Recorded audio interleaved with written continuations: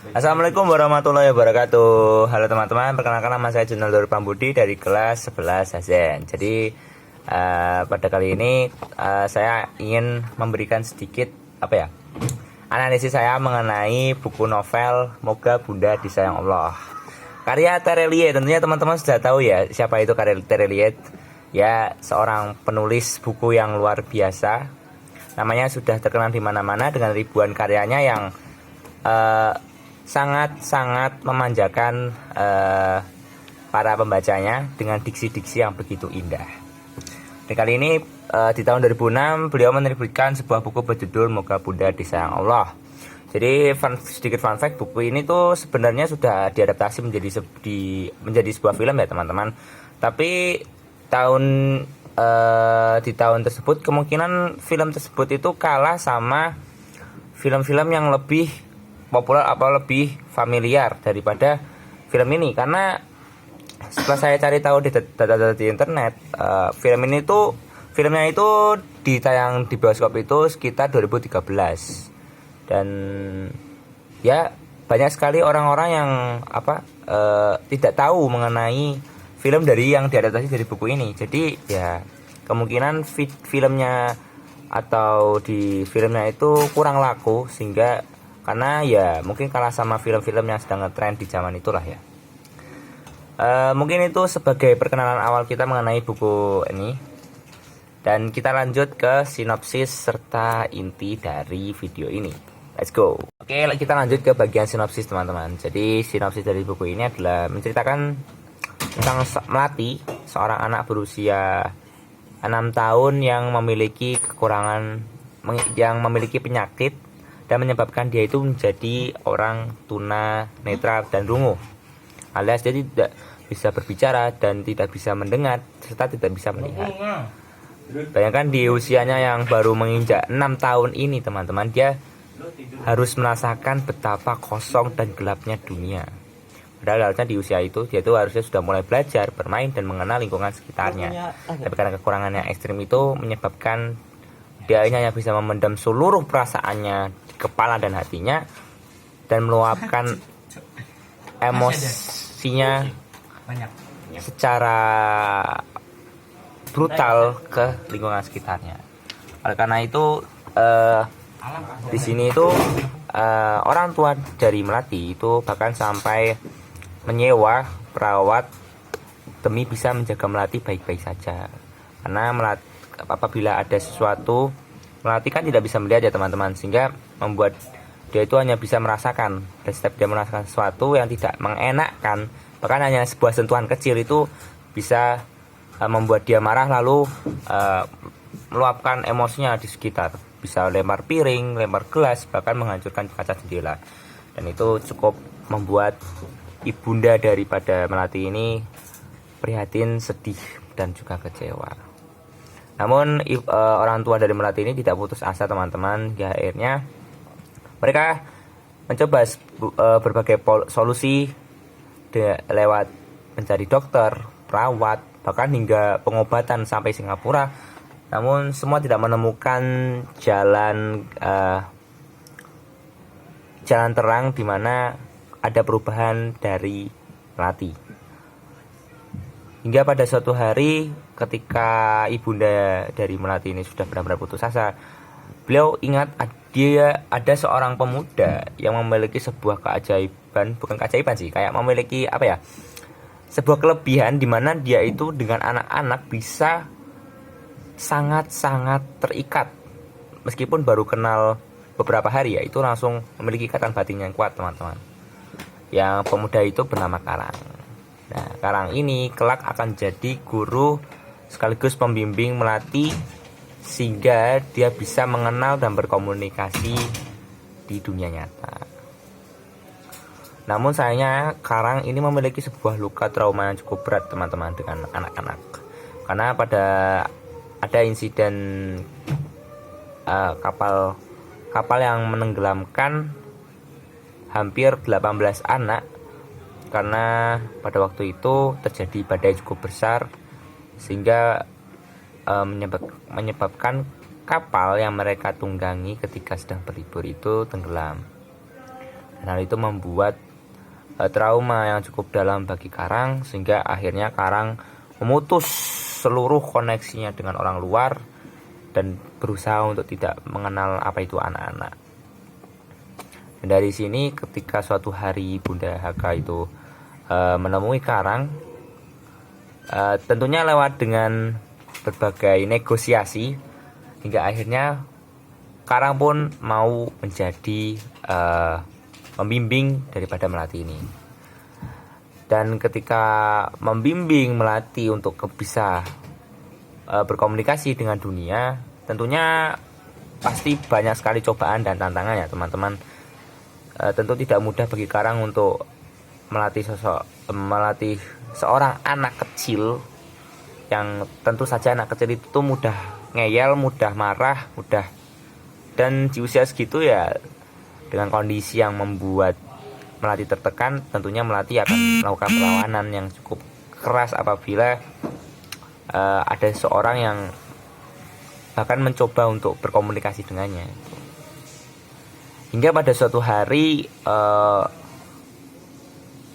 Karang ini menemukan ada sebuah keajaiban yang datang menghampiri keluarga ini. Dan itu terjadi di akhir cerita, teman-teman, yang mana ketika itu sedang hujan dan Melati tiba-tiba keluar dari rumah. Semua orang panik, kemudian mencari Melati kan. Ternyata berada di depan rumah dan bermain di bawah hujan. Dan pada saat itu Karang akhirnya tahu bahwa ternyata masih ada rangsangan yang bisa membuat Melati itu berkomunikasi dengan dunia, yaitu lewat telapak tangannya, teman-teman. Dan lewat telapak tangan ini akhirnya Melati bisa setidaknya berkomunikasi dengan orang-orang di sekitarnya.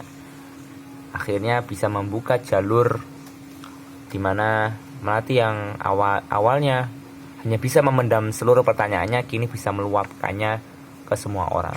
Dari sini tentu saja keluarga ini benar-benar bahagia, karena pada akhirnya apa yang mereka panjatkan di setiap doanya, apa yang mereka selalu harapkan terhadap putri mereka bisa terwujud. Ini genrenya cukup menyedihkan, teman-teman. Jadi tapi worth it untuk dibaca karena memiliki banyak nilai moral yang terkandung di dalamnya. Untuk selanjutnya, mari, ini dia inti daripada video ini. Oke, jadi sini saya menulis esai mengenai apa sih makna kehidupan yang bisa kita dapat daripada buku novel Moga Bunda Disayang Allah ini. Jadi teman-teman, di sini ada 2 poin yang saya tangkap. Jadi kehidupan itu tentang bagaimana kita berjuang, teman-teman. Hidup itu tentang perjuangan. Ketika kita ingin memiliki sesuatu, maka kita harus berjuang untuk memilikinya. Apapun itu kesulitannya, selama kita hadapi dengan hati yang lapang, dengan usaha dan serta doa, pasti ada jalan untuk bisa mencapai tujuan yang diinginkan oleh teman-teman. Karena perjuangan itu merupakan sebuah proses di mana itulah perjalanan yang membentuk kita untuk menjadi lebih baik ke depannya. Dan dari situlah kita itu adalah bentuk proses di mana kita itu belajar, teman-teman. Belajar banyak hal, mulai dari belajar menerima, belajar menjadi lebih baik ke depannya, belajar untuk bersabar, belajar untuk ikhlas, belajar untuk menerima orang lain dan diri sendiri, dan juga belajar untuk bersyukur. Dan poin dari belajar ini pun juga diterapkan dari setiap tokoh karakter yang ada di sini, teman-teman. Bunda Melati yang belajar untuk bersabar dalam menghadapi putrinya yang luar biasa sulit untuk dikendalikan, sulit untuk bisa diajari, namun pada akhirnya dia belajar menerima keadaan bahwa mungkin ini yang terbaik yang Tuhan berikan di kehidupannya. Tapi bukan berarti dia menyerah dengan keadaan seperti itu. Dia berjuang terus agar Melati, dimanapun keadaannya, anak semata wayangnya ini bisa hidup normal seperti anak-anak pada umumnya. Contoh lainnya adalah Karang, teman-teman. Meskipun tidak terlalu disorot, tapi karang ini menjadi sosok yang cukup penting dalam kehidupan Melati, karena tanpa karang Melati tidak akan bisa belajar untuk menemukan caranya melawan dirinya sendiri untuk mengenal dunia. Karena lewat karang, karena dari karang kita bisa belajar bahwa pastinya yang dia keluarkan itu kesabaran dan juga pengorbanan yang dikeluarkan pun juga tidak sebesar tidak kalah besarnya dengan ibunda. Karena apabila kesabarannya tidak mencapai titik tertinggi, maka di tengah-tengah dia pasti sudah menyerah. Tapi dia tidak pernah menyerah untuk terus membimbing dan menemukan cara agar bagaimana caranya Melati ini bisa hidup normal kayaknya anak-anak pada umumnya, bisa berkomunikasi dengan dunia, bisa mengenal dunia bagaimanapun caranya. Dan konsep belajar ini juga diterapkan pada karang, bahwa bagaimana dia bisa menerima dirinya sendiri dan menerima masa lalunya yang cukup berat untuk dilalui di masa sekarang.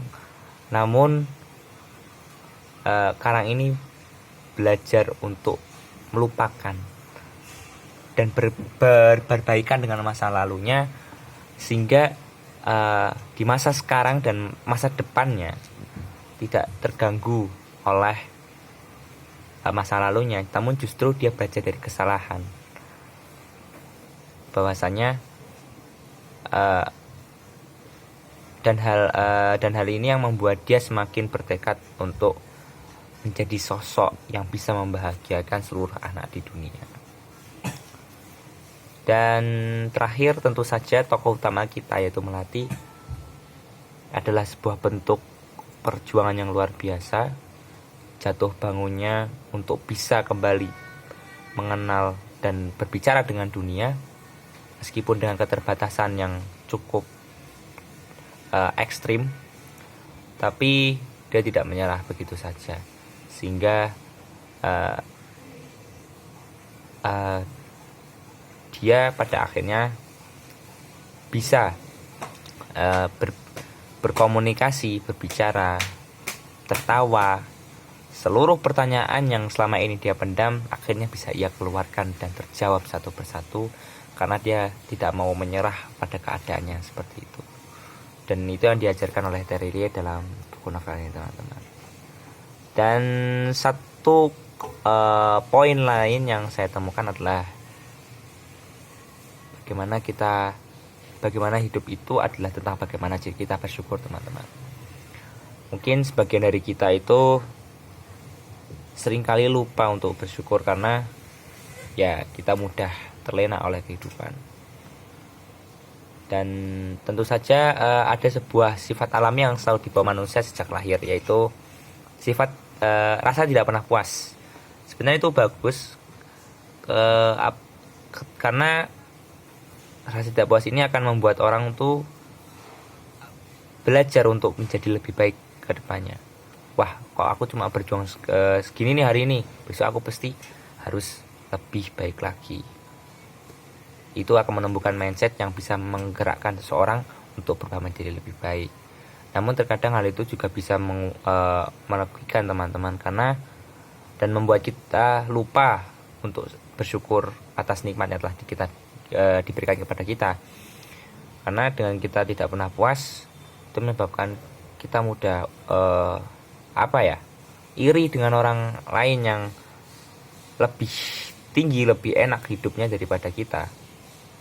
Padahal kita lupa untuk selalu menunduk ke bawah dan melihat yang di bawah itu pun hidupnya juga jauh dari kata enak, nyaman, dan beruntung daripada kita. Sama seperti yang dialami oleh Melati, yang mana ini mengajarkan kita untuk bersyukur atas nikmat yang telah Tuhan berikan kepada kita lewat pendengaran, lewat penglihatan, dan lewat lisan. Dan hal itu harusnya kita manfaatkan sebaik-baiknya untuk menjadi lebih baik bagi diri sendiri dan berguna bagi orang lain. Oke, mungkin itu dulu analisis dari buku Moga Bunda Disayang Allah. Jangan lupa baca buku ya teman-teman. Bukunya ini sangat worth it sekali. Bisa bikin teman-teman mewek tanpa harus dipaksa ya. Dan ya, ada sedikit fun fact yang belum saya jelaskan di awal tadi, bahwa buku ini itu sebenarnya terinspirasi dari kisah nyata teman-teman. Jadi ada seorang bernama Helen Adams Keller. Beliau itu berasal dari Amerika Serikat pada abad ke-19.